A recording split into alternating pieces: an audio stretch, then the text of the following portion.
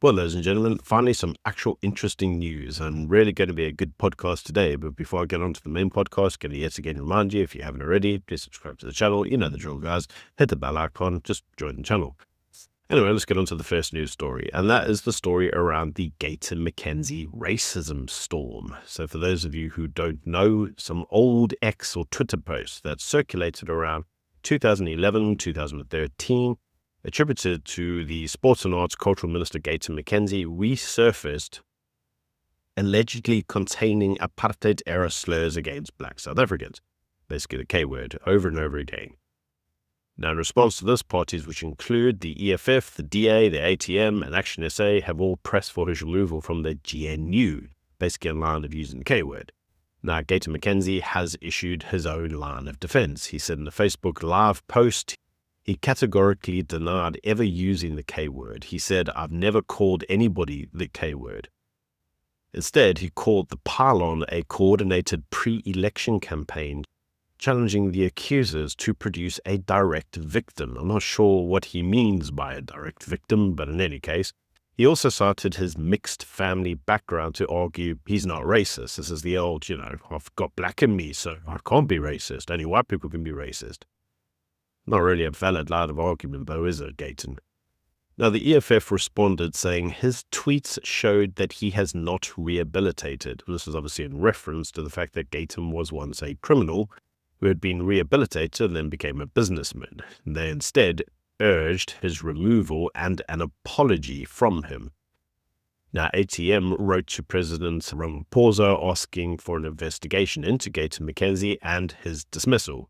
And Action SA laid a complaint with the Human Rights Commission. Now, Action SA told ENCA that they rejected any apology which Gayton McKenzie may give as insufficient and instead wants him moved. Moved, I don't know where to. I'm assuming they mean just fired from his position. They also confirmed that they had in fact laid a complaint with the South African Human Rights Commission. So let's actually look at the broader context of what happened with Gayton McKenzie. Well, days prior to all of this resurfacing, he had taken legal action against the Open Chats podcast over remarks that they made about the coloured community, after which his old tweets began recirculating more widely. Now, the PA's co-founder, Kenny Kunani, publicly backed Gayton McKenzie, but we are reminded that Kenny is currently suspended from his own positions because of a potential involvement with a criminal case. Now, Gayton McKenzie has gone on a media campaign to refute the allegations, but we are reminded that Gayton McKenzie was one of the first individuals to publicly attack Ronaldo Roos for his polemic using the K-word. We are also reminded that there was an inevitable outcome of that. In other words, Ronaldo Roos actually lost his job. So citing context and polemic is not really a valid defense. Now, that's according to the rules that you set, because you set those rules, saying that any apology to something like that wasn't sufficient. The fact that the post had been many years prior wasn't sufficient. And so when you create the rules, don't complain when you yourself are going to be subject to them. Moving then on to the next news story, and this is a news story around the regulation of podcasts, which actually could include this one. Now, the South African Podcasters Guild, I've got to be honest and say I didn't even know that was a thing, but apparently it is. They're engaging policymakers, contributing to a Department of Communications and Digital Technologies draft white paper on online safety and digital media services, which they argue they would like to see have balanced rules. Now, for those of you who don't understand where that supposed white paper came from, well, it's come from this idea that there's been a number of public utterances on podcasts that have been, controversial. There's the MacG issue, and then there's the one we've just referred to about the coloured individuals. Now, many of those podcasts do get good views, and as we've recently heard from Fikile Mbalula, well, apparently it was podcasters who made the allegation about the ANC being paid by Iran to take Israel to the ICJ. Now, according to him, it was a bunch of fake news podcasters. And so there's been a growing trend where people are saying, well, we should really regulate podcasts. That way we can just have like state-controlled media, like they have in China. In any case, this has raised a question around free speech versus any form of government abuse, in other words, government silencing, with the South African Podcasters Guild arguing that fewer than 1% of content creators actually cause problems, and that they're suggesting that that isn't actually an excuse then to curb speech for everybody, and that existing hate speech and defamation laws already apply and they should be sufficient. But to that, I would say, you guys clearly aren't paying attention to how the government works. It's like less than 0.1% of people that are legal firearm owners that inevitably get targeted by the government's gun control legislation. And again, the real individuals aren't the people that are licensed holding firearms, are they? They're the illegal firearm owners. But it's always those that are, following the rules that get targeted, because inevitably this isn't about putting safety rules in place. It's actually about controlling an industry. It's about control, guys. Like, understand that and you'll see what's going on.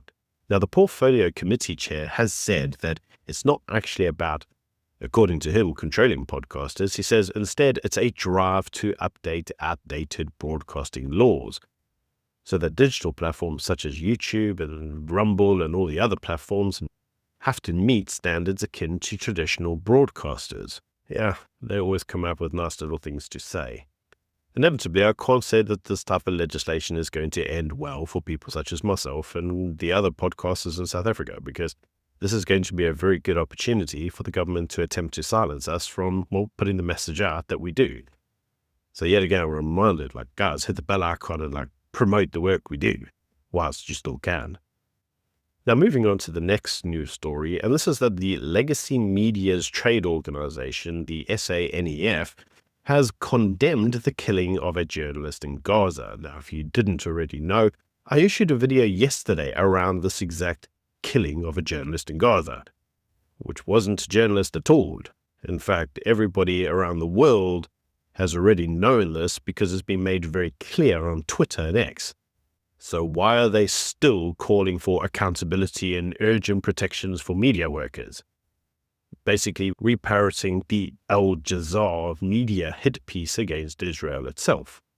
And yet again, we're reminded that in many instances, these media outfits, these traditional media outfits, are the very ones promulgating fake news.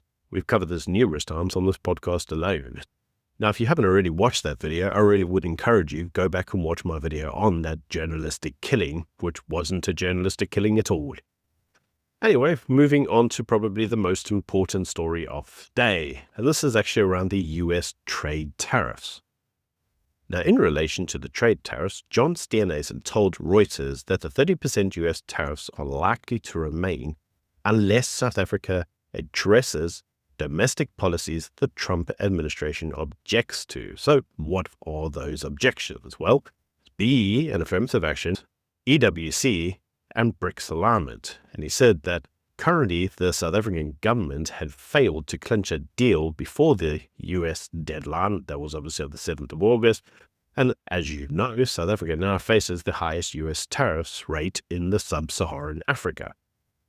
Now, according to John Steenhuisen, the DA's position is that we should be replacing race-based instruments with non-racial growth methods. In other words, cut red tape, simpler licensing rules, and grow the economy. In any case, John Steenhuisen did hit back at the United States, saying that it was odd that the US linked domestic policies such as these to trade, and says that laws cannot be changed overnight. But South Africa could signal its intent to change. He said that agriculture was amongst the hardest hit sectors. But you see, John, here's the problem. The government does not want to change. In fact, everything that we know that the Americans are anti, the government has said that they would double down on, and they have doubled down on many of these policies. In fact, if you watch Fikile Mbalula's whole address around the NEC outcomes, they made it very clear that they would double down on all of these policies because they're retarded. John, you're not dealing with adults. You're dealing with retards. You cannot negotiate with a retard, John. In any case, let's move on to the final news story. And this is that the EFF has put a bill to Parliament to insource state functions. Now, this is a private member's bill that was put forward by an EFF MP, and it would compel state organs to insource rather than go and issue tenders to the private sector, and that the idea was that it would fix any form of exploitation and tender fraud. Now, I've got to say, I read the bill, I saw the EFF, and logically, the answer is just dismiss the EFF as being crazy nut jobs. But in this instance, I actually support the bill because I think this is correct. When the state outsources, at the moment, according to the tender programs, the tenders are open to fraud. They're given to connected individuals, they enrich connected individuals. Inevitably, they're connected to party favors. If you insourced everything, in other words, you made a department responsible for providing those services, you couldn't do that. Effectively, it would be the state itself.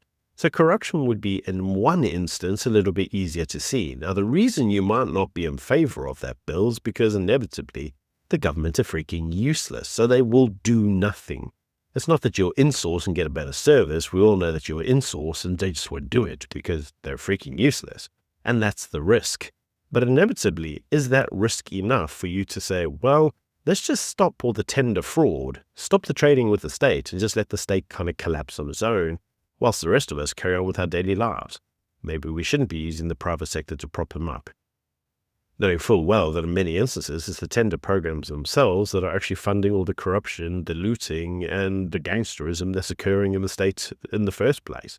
Anyway, do let me know what you think in the comment section below. Until tomorrow, bye.